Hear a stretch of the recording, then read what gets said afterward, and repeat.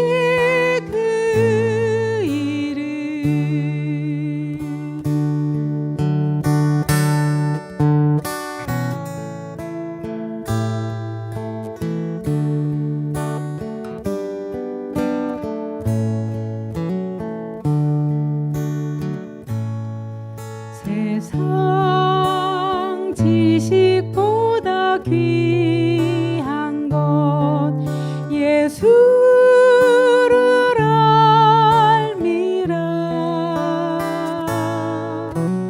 내 안에 가장 귀한 것 예수를 알미라.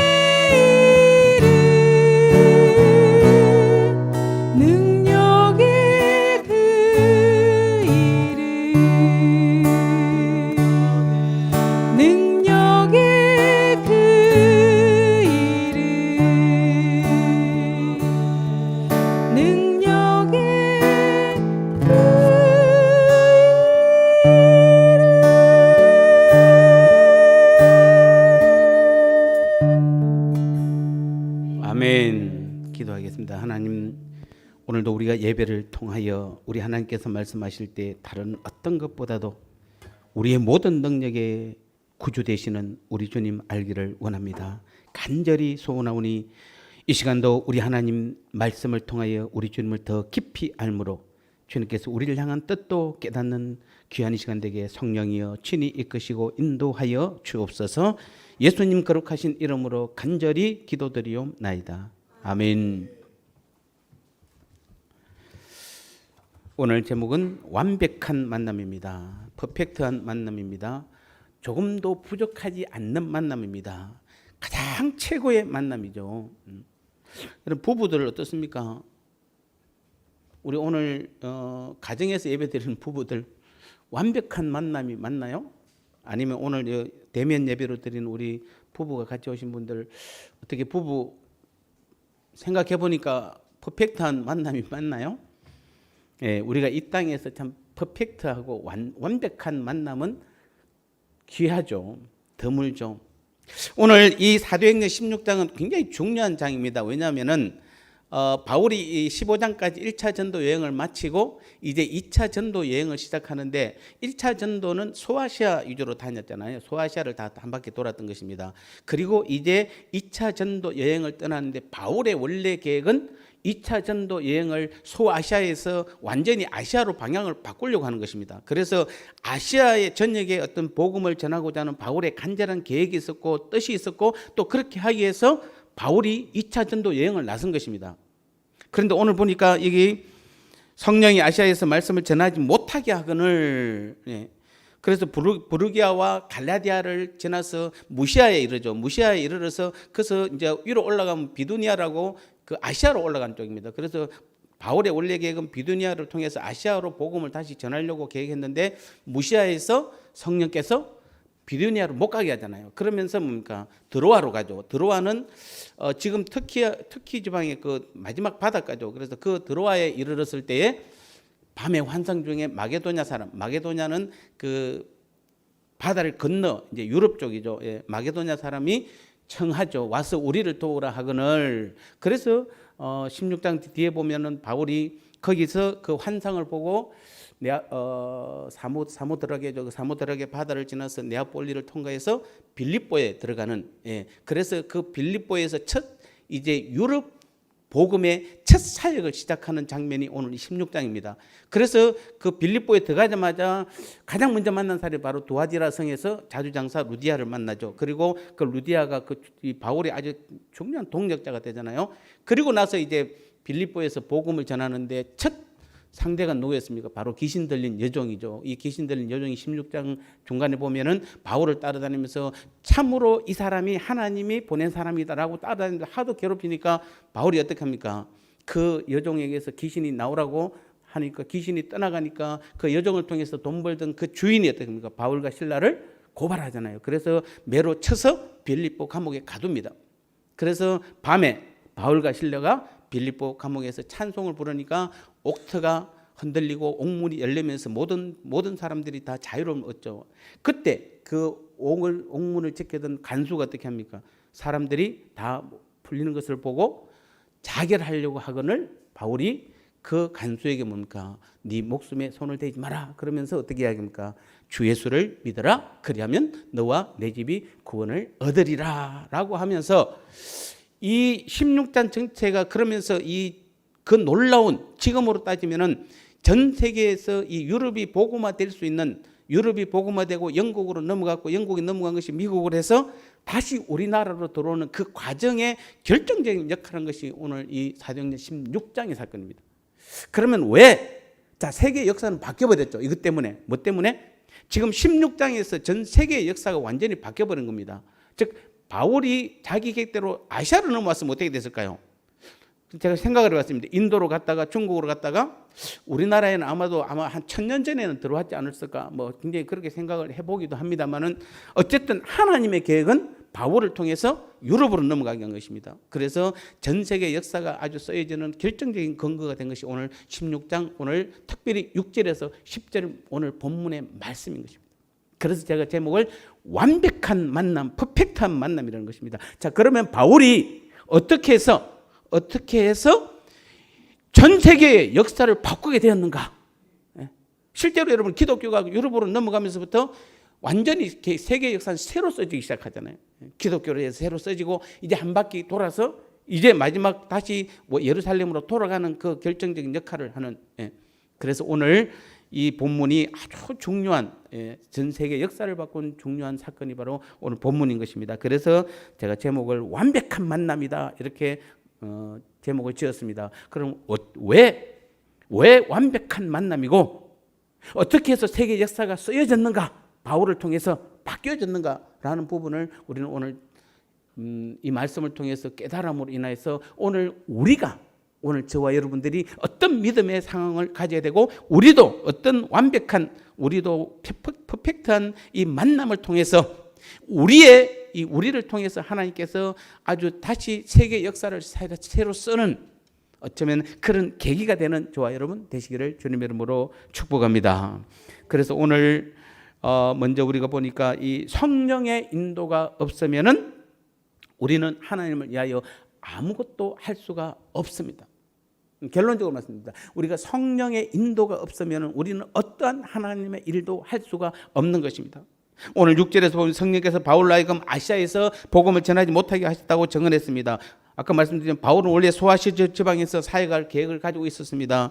그런데 성령께서 그곳에서 전도를 할 수 없도록 막으신 것입니다.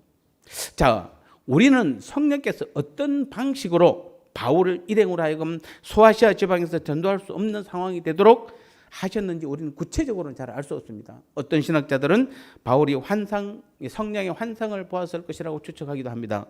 또 어떤 이들은 꿈속에서 성령의 음성을 들었을 것이라고 추측도 합니다.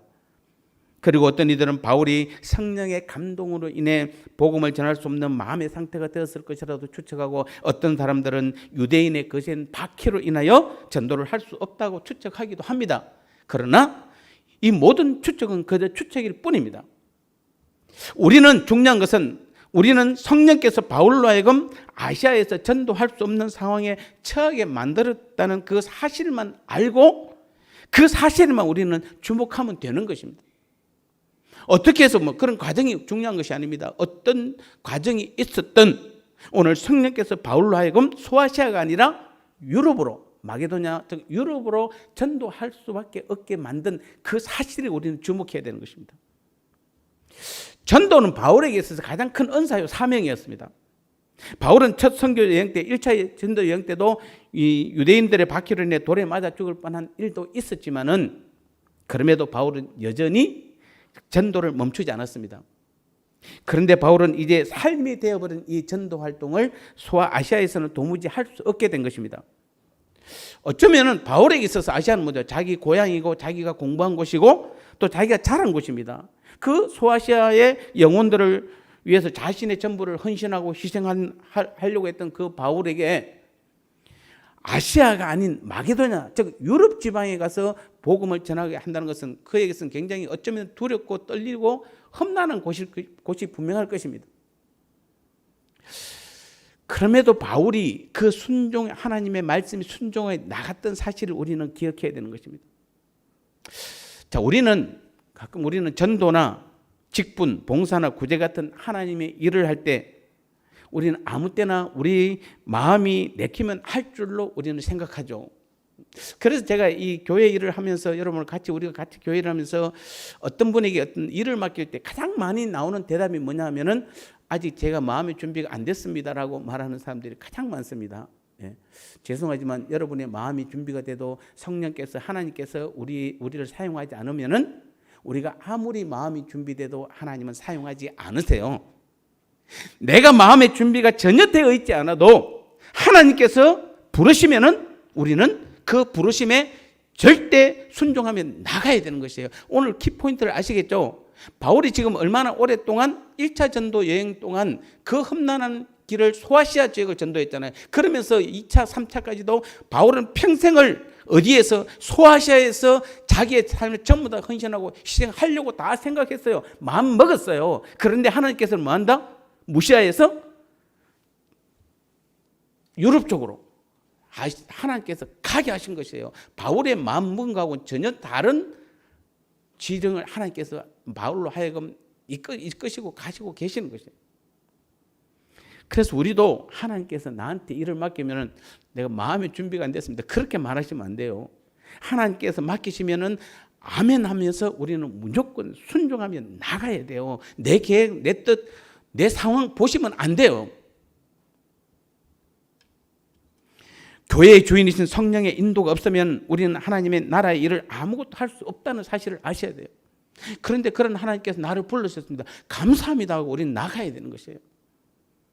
전도도 성령의 인도와 도움이 있어야 가능하고, 직분에 대한 봉사도 마찬가지입니다. 예배 또한 성령의 도우심이 있어야 가능한 것입니다. 구제도 마찬가지입니다.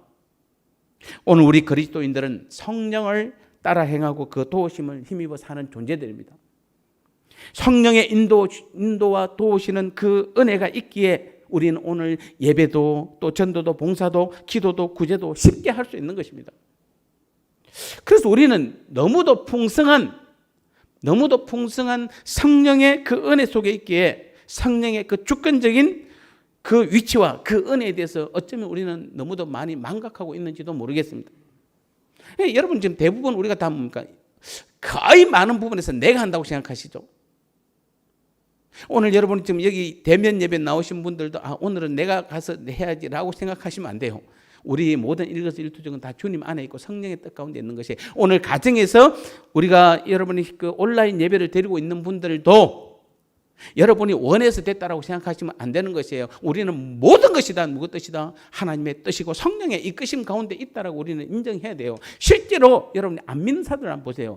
불신자들 한번 보시기 바랍니다. 그들은 예배도 기도도 직분 봉사도 이런 거 하고 싶어도 할 수가 없어요. 여러분 좀 당연한 거죠 라고 말할 수 있을지 모르겠지만은, 여러분 다른 종교는 흉내 낼 수 있어요. 우리가 가서 사람들 표 안 나게 할 수 있어요. 그런데 기독교는 예배를 드릴 수가 없어요. 기도할 수 없어요.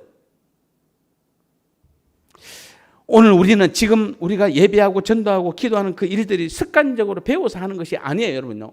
나는 믿음 생활한 내가 20년 30년 됐으니까 당연히 나는 예배 이거 다 알아. 다.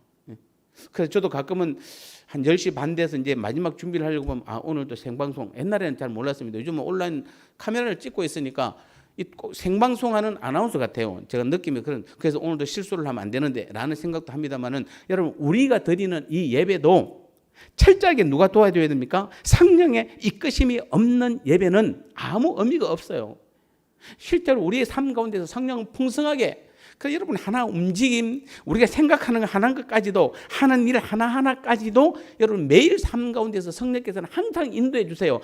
너무도 풍성한 은혜 가운데 우리가 성령의 은혜 가운데 있다 보니까 그것을 못 느끼고, 단지 어떤 사람은 오늘도 습관적으로 예배를 드리고 있다고 생각하는 것입니다. 습관적으로 예배를 드릴 수는 없어요. 오늘 우리가 드린 이 예배도 성령께서 함께 하시기 때문에 우리가 오늘도 예배를 드릴 수 있는 것이에요. 습관은 없어요. 습관이 되어서도 안 되는 것이에요. 그래서 여러분 성령 안에 있지 않는 사람들은 예배의 그 한 시간도 지겹고 무슨 말씀인지 이해도 안 되고 사람들만 보고 빨리 마치기만을 고대합니다. 예배 시간은 다음 스케줄 짜는 시간입니다. 다음 한 주 동안 무엇을 할까 예배를 드리면서도 고민하고 그 속에 지금 빠져 있습니다. 특히 지금처럼 영상 예배를 드리는 시간에는 더더욱 여러분 긴장하셔야 되고, 더 간절히 성령의 도우심을 구하는 예배가 되게 해달라고 여러분 구하셔야 되는 것이에요. 그렇지 않으면 여러분 하나님께 드리는 이 예배의 시간이 자칫하면 형식화될 수도 있다는 사실이에요. 다시 말씀드립니다. 우리는 너무도 풍성한 성령의 은혜 가운데 있다 보니까 자꾸 그것이 뭔가 습관인 것 같고 그냥 내가 뭐 하는 것 같지만은 아니요, 그렇지 않습니다. 오늘 본문에서 하는 주 포인트가 뭐냐면은 성령의 이끄심과 인도하심이 없으면 우리는 아무것도 할 수 없다는 사실을 강조하고 있는 것이에요. 그래서 오늘 우리가 드린 이 예배도 누구의 도우심으로 인하여 성령께서 우리를 도와주셨기 때문에, 성령께서 우리를 붙잡아 주시기 때문에 우리가 지금 예배를 드리고 있는 것이에요. 그것을 믿으라는 얘기예요. 그래서 오늘도 성령께서는 내 안에서 나의 문제를 아시고 그 문제를 해결해 주시려고 열심히 가르치고 깨닫게 하시는데, 여러분이 성령이 이끄시지 않는 그 예배를 드리는 사람들은 여전히 마음이 지금도 다른 데 가 있는 것입니다. 여러분 많이 경험해 보셨죠?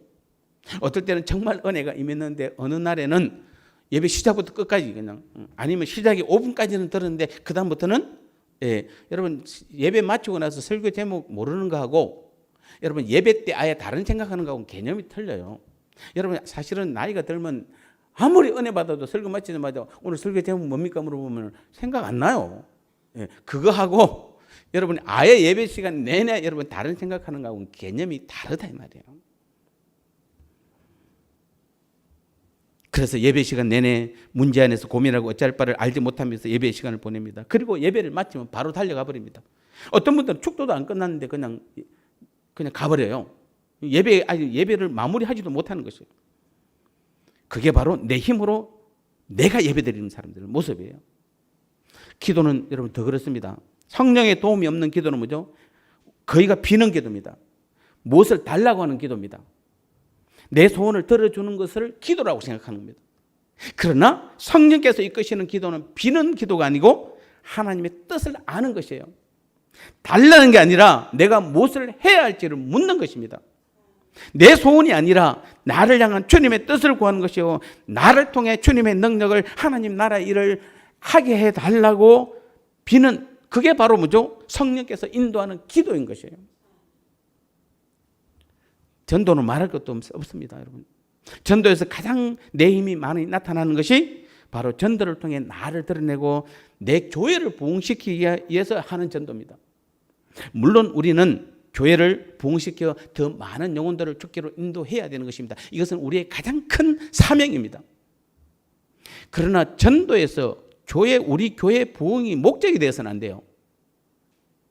제가 정말 이건 처절하게 느낍니다. 제가 집사 때 신학하기 전에는 정말 누구를 만나도 담대하게 복음을 전했습니다. 그래서 언제나 항상 일주일 내내 삶이 사업을 하든 어디 가든 항상 누구를 만나든지 제가 일주일 내내 삶이 복음 전하는 삶이었는데 제가 신학을 하고 목사가 되고 교회를 개척하니까 그때부터 전도가 안 돼요. 자신감이 없고. 그래서 제가 너무 고민을 많이 했습니다. 아니 그전에 그렇게 잘하던 전도가 왜 이렇게 전도가 안 되지? 그래서 고민하고 고민해서 시간이 흘러서 돌아보니까 제가 목적이 다 어디 있냐면 내 교회를 부흥시키는 데 있어서 그렇습니다. 내가 이제 교회를 개척했으니까 이 교회를 부흥시키기 위해서 내가 많은 사람을 전도해야지. 전도의 목적이 영혼 구원이 아니라 먼저 우리 교회의 부흥에 있었던 것입니다. 그러니까 내가 자신이 없는 것이에요. 왜냐하면 내 욕심이 들어가 버렸기 때문에. 내가 내 능력으로 하기 때문에 그래요.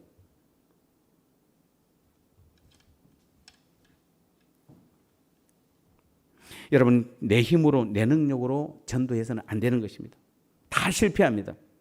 매일매일이 전도의 삶이 되어야 하고 실제로 우리 가운데 많은 분들이 여러분 실제로 삶 속에서 전도 열망을 가지고 있잖아요.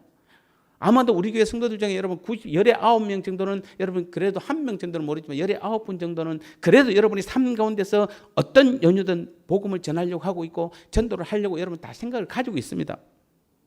여러 번 시도도 했고 실제로 나가서 전하기도 해보았을 것입니다.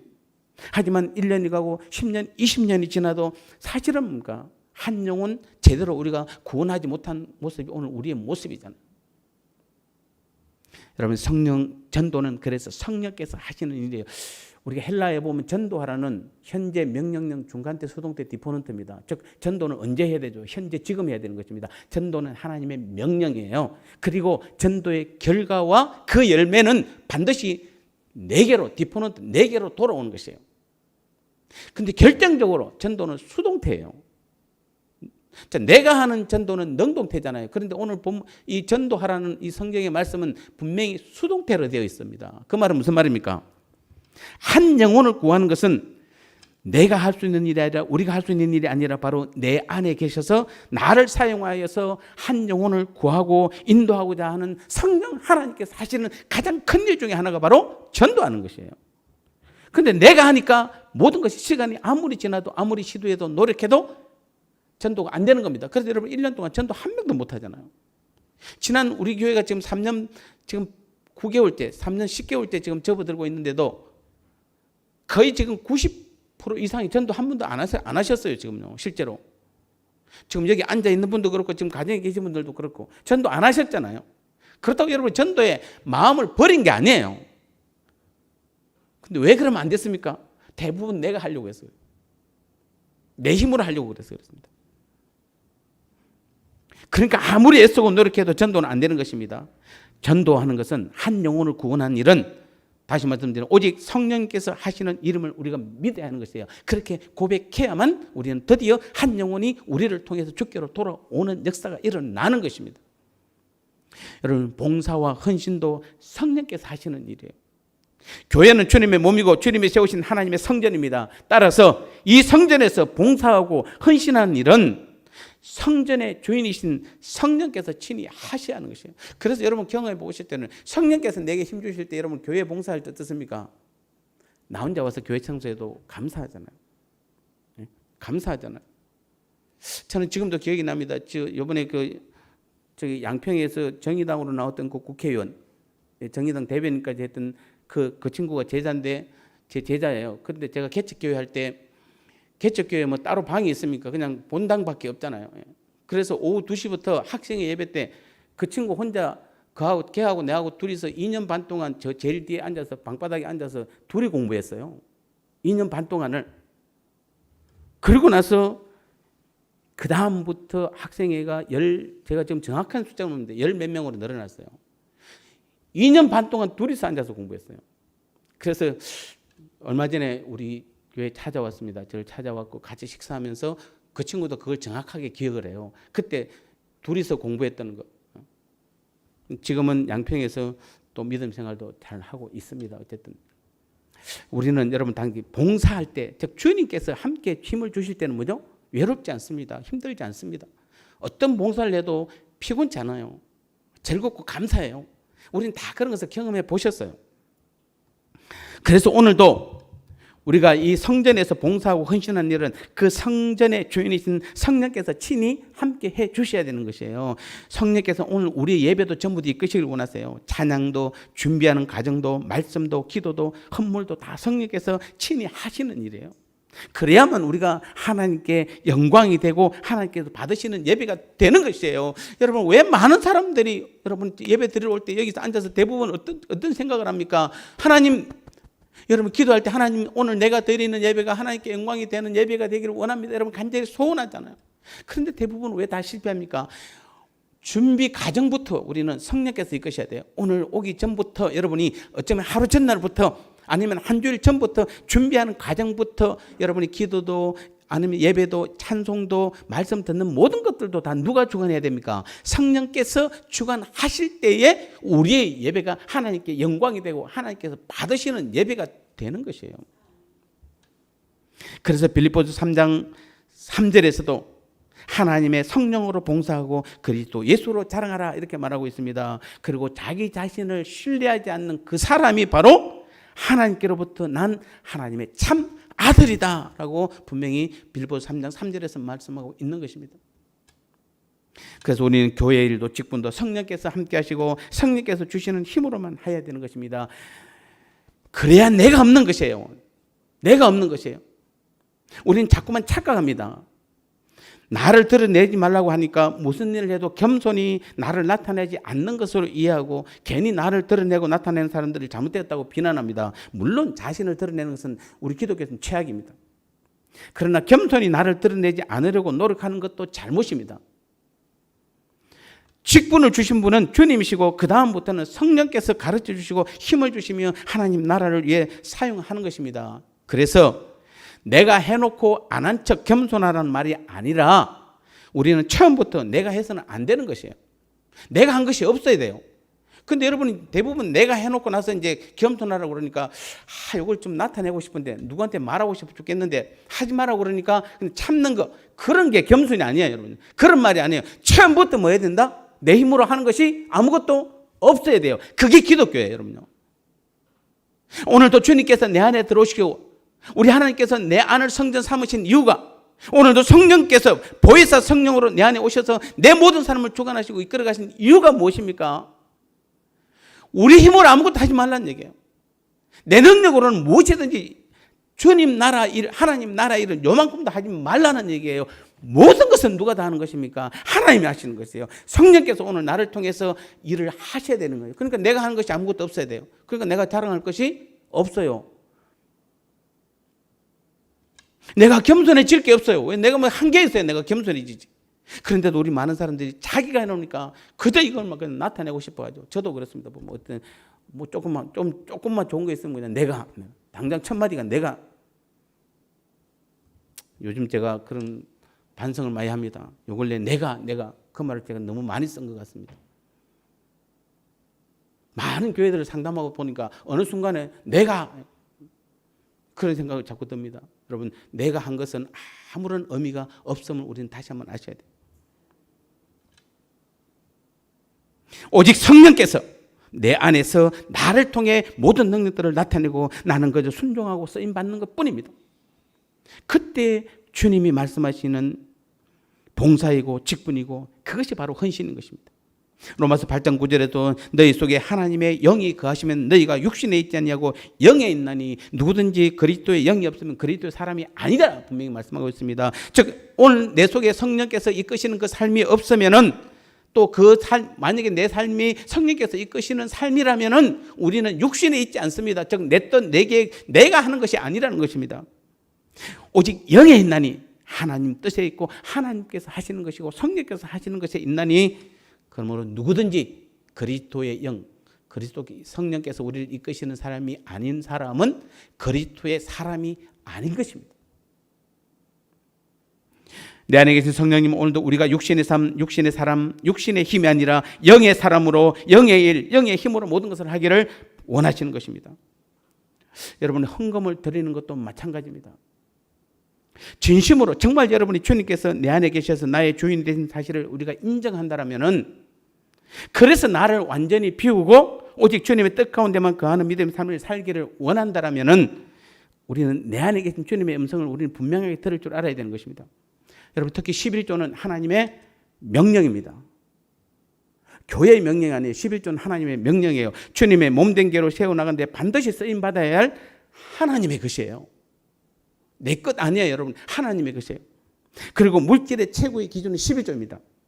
여러분, 이 땅에서 물질의 복 받기를 원한다면 반드시 11조를 하나님께 드려야 돼요. 여러분, 11조를 구별하지 않고 하나님으로부터 물질의 복 받은 사람은 아무도 없습니다. 그건 분명합니다. 왜냐하면 성경에 여러분들에서 기록되어 있기 때문에. 만약에 여러분이 여러분의 노력으로 어떻게 얻은지는 모르겠습니다. 그러나 하나님의 축복은 없어요. 11조 하지 않으면 하나님 축복은 없어요. 반대로 여러분이 온전한 11조를 하나님께 드리는 사람들에게는 하나님의 반드시 하나님의 축복이 어떤 식이든 임하게 되어 있습니다. 내 때가 아니면 내 자녀에게라도 반드시 하나님께서 임하게 되어 있는 것이에요.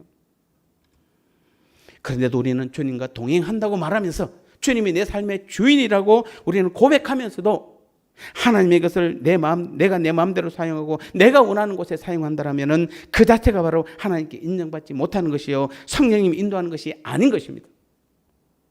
11조를 여러분 마음대로 쓰시면 안 돼요. 그건 여러분 거 아니에요. 하나님의 것이에요.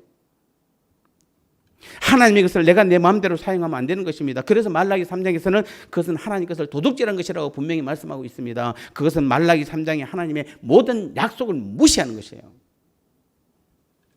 사랑하는 성도 여러분, 우리가 정말 하나님을 떠날 수는 없잖아요.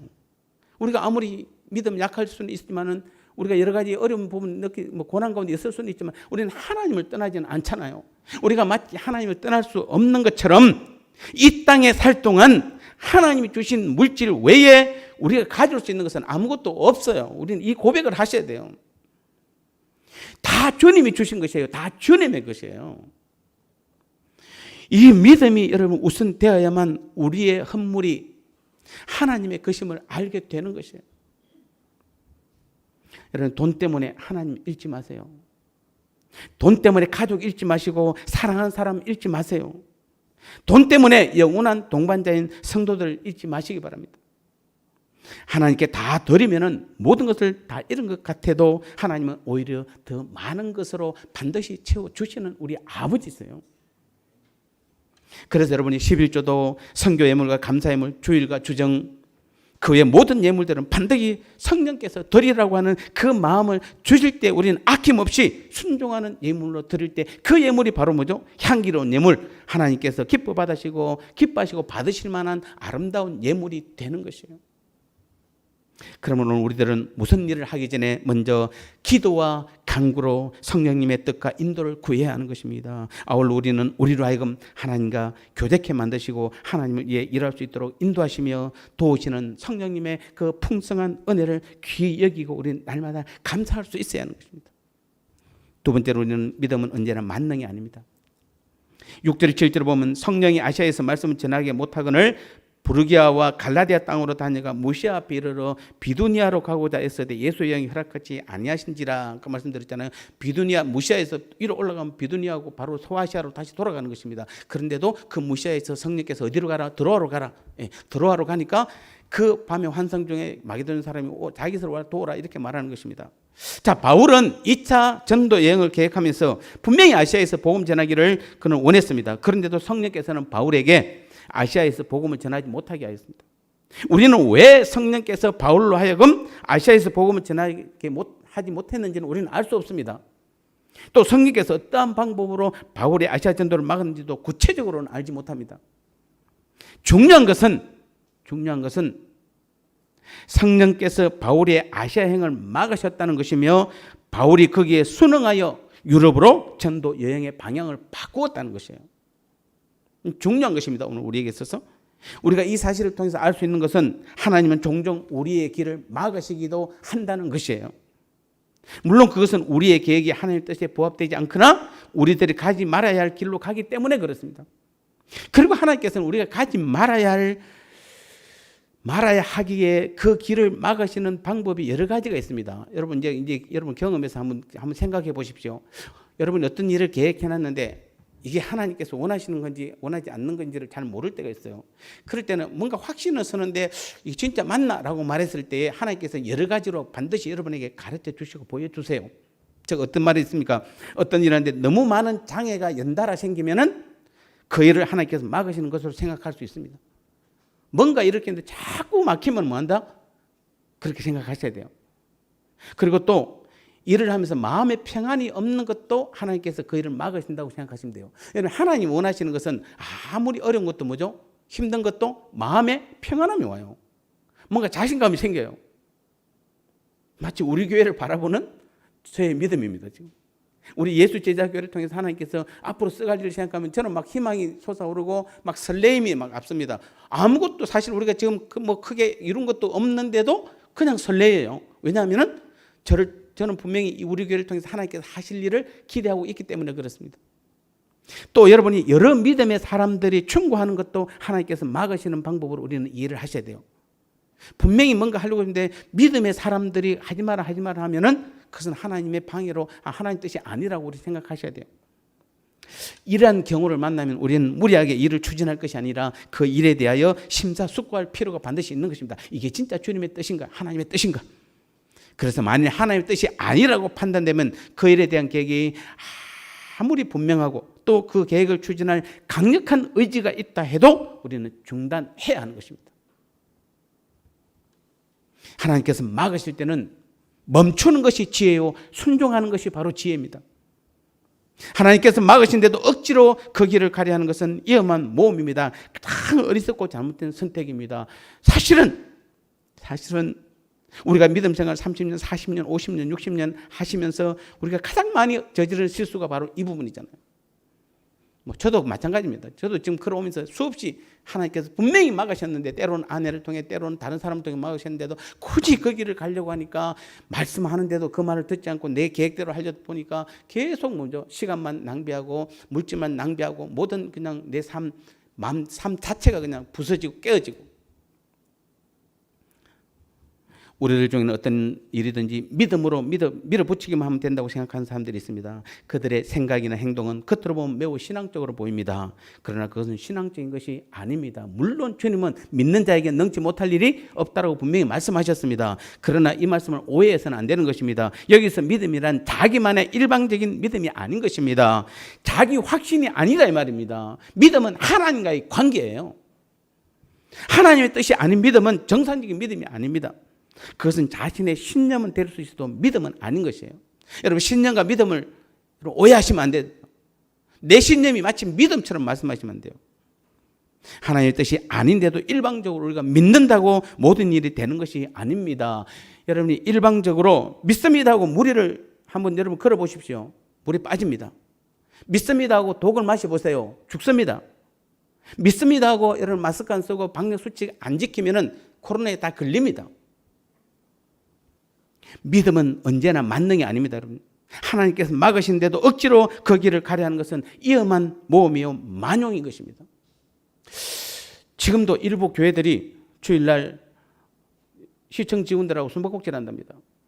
그래서 10시 40분 되어서 오니까 대부분 그 전에 와가지고 방마다 숨어 있다가 이제 이 시청 직원들이 보고 없다고 돌아가면 다시 욱 나와서 또 예배 드리고, 그렇게 숨바꼭질하고 거짓말하면서 현장 예배를 드리는 것은 들으면서 마치 자신들이 믿음이 좋아서 그렇다고 생각하시면 안 되는 것입니다. 그것으로 인해서 한국교회 전체의 예배가 방해되고 오히려 잘 섬기는 사람들마저 예배를 드리지 못하게 하고, 특히 우리는 구원의 대상자들로부터, 즉 불신자들은 누구입니까? 우리의 구원의 대상자들이에요. 우리가 공격의 대상이 된다면은 우리는 이 땅에서의 사명을 잃어버린 거와 마찬가지예요. 우리가 간절히 예배를 지금도 사모하며 그 예배를 지키고자 우리가 열심히 최선을 다하고 노력하는 것은 단순히 예배만을 위한 것이 아닌 것이에요. 하나님께서 원하시는 것은 이 예배를 통해서 하나님의 일들을 더 잘하기 위함이잖아요. 우리가 그래서 여러분 예배만 치고는 다 끝나버려요. 그냥 한 주일 내내. 근데 오늘 우리가 진짜 여러분 간절히 예배를 드리고 은혜 받기를 원하는 것은 이 예배를 통해서 뭐 하는 것이다. 하나님의 일을 더 잘하기 위해서요. 그래서 예배를 통해서 하나님의 뜻을 더 잘 알고 하나님께 가장 큰 영광을 돌려 결국엔 하나님의 가장 큰 기쁨인 죽어가는 영혼들을 구원하는 데 있어야 되는 것이에요. 그런데 그런 영혼들을 오히려 우리의 적으로 만든다면, 그래서 그들이 주님께로 돌아오지 않는다면 우리는 그 책임을 반드시 져야 되는 것이에요. 그래서 우리 영광의 예배를 잘 드려놓고 그 예배 때문에 나도 이웃도 어려움을 겪고 피해를 본다면 그건 하나님께서 받으신 예배가 아닌 것이에요. 하나님께 영광의 예배라는 것은 모든 만물이 다 기뻐하고 함께 영광을 드러내는 것이, 그것이 진짜 하나님께 드리는 영광의 예배가 되는 것이에요. 따라서 우리가 일을 계획하고 추진하면서 언제든지 먼저 우리가 마음에 반드시 염두에 둬야 될 것은 하나님의 뜻이에요. 어떤 일이든지 우리는 하나님의 뜻이에요. 하나님께서 무엇을 원하는지를 보는 것이에요. 믿음을 도깨비 방망이 같이 여겨서는 안 됩니다. 아무리 내 계획이 훌륭해도 하나님의 뜻이 아니라고 판단되면은 언제든지 우리는 그 일을 중단하고 계획을 바꿔야 되는 것이에요. 하나님이 원하시는 그 길로만 가야 되는 것이에요. 그게 믿음이에요. 믿음이 좋다는 것은 하나님의 뜻대로 가는 것이에요. 하나님께서 원하시는 그 일을 하는 것이에요. 그래야만 능치 못할 일이 없게 되는 것이에요. 오늘 지금 바로 오늘 이 시간부터라도 우리 모두는 다시 다 이런 바른 믿음을 가지기를 주님의 이름으로 축복합니다. 결론적으로 말씀드리겠습니다. 주님은 신앙의 길을 벗어나서 그릇된 세상길로 가는 우리를 징계하여 올바른 길로 반드시 가게 만드십니다. 우리는 하나님의 자녀들이에요. 따라서 우리는 하나님의 자녀답게 날마다 성령께서 인도하시는 그 길이 있는 것이에요. 그런데도 세상 사람들이 가는 그 죄악과 그 탐심의 길로 가게 되면은 주님은 징계의 막대기를 치셔서 우리로 하여금 본래의 바른 신앙의 길로 가게 만드는 것이에요. 주님은 바울과 같은 그 전도의 사명자도 하나님이 원하시는 곳으로 가게 만드셨어요. 그래서 오늘도 우리는 동쪽으로 가고 싶은데 하나님께서 하나님 뜻이 서쪽이면 우리는 서쪽으로 가야 하는 것이에요. 우리가 가고 싶은 곳으로 가게 만드는 것이 아니라 오늘도 하나님이 원하시는 곳으로 주님의 영은 우리를 인도해 가시는 것이에요. 그러면 우리는 다시 한번 주님의 인도하심에 순종해야 되는 것입니다. 내가 가기 싫은 곳이라도 주님이 그곳으로 나를 인도하면 신속하게 우리는 순종해야 하는 것입니다. 그래야만 시간도 전략되고 수고와 물질도 전략되는 것입니다. 만일 우리가 어떤 곳으로 인도하는 그 주님의 섭리에 불복한다면 그 불복한 만큼 시간과 수고와 물질을 허비하게 된다는 사실을 우리는 알아야 되는 것입니다. 우리가 진작 이 사실을 깨닫고 순종했더라면 그동안 방황하는 시간과 수고를 훨씬 더 우리는 단축했을 것입니다. 오늘도 주의 영은 다양한 방법으로 우리를 하나님이 원하시는 길로 인도하십니다. 그러면 우리는 그러한 주의 영, 곧 성령의 인도를 속히 깨달아 거기에 신속히 순종함으로 시간과 수고를 줄이고 많은 열매를 거두는 지혜로운 하나님의 자녀들이 되어야 될 줄 믿습니다. 완벽한 만남은 바로 성령님과 나의 만남입니다. 이 땅의 가장 퍼펙트한 만남은 성령께서 내 안에 거하셔서 나와 함께 하나님 나라의 일을 하는 것입니다. 그래서 이제부터는 성령께서 주관하시는 예배, 성령께서 가르쳐 주시는 기도, 성령의 힘으로 하는 전도, 성령님과 함께하는 봉사와 헌신, 성령께서 주시는 물질을 드리는 헌물, 성령께서 이끄시고 인도하시는 날마다의 신앙의 삶을 살아가는 저와 여러분 되시기를 다시 한번 주님의 이름으로 축복합니다. 하나님 아버지, 그렇습니다. 오늘도 우리 인생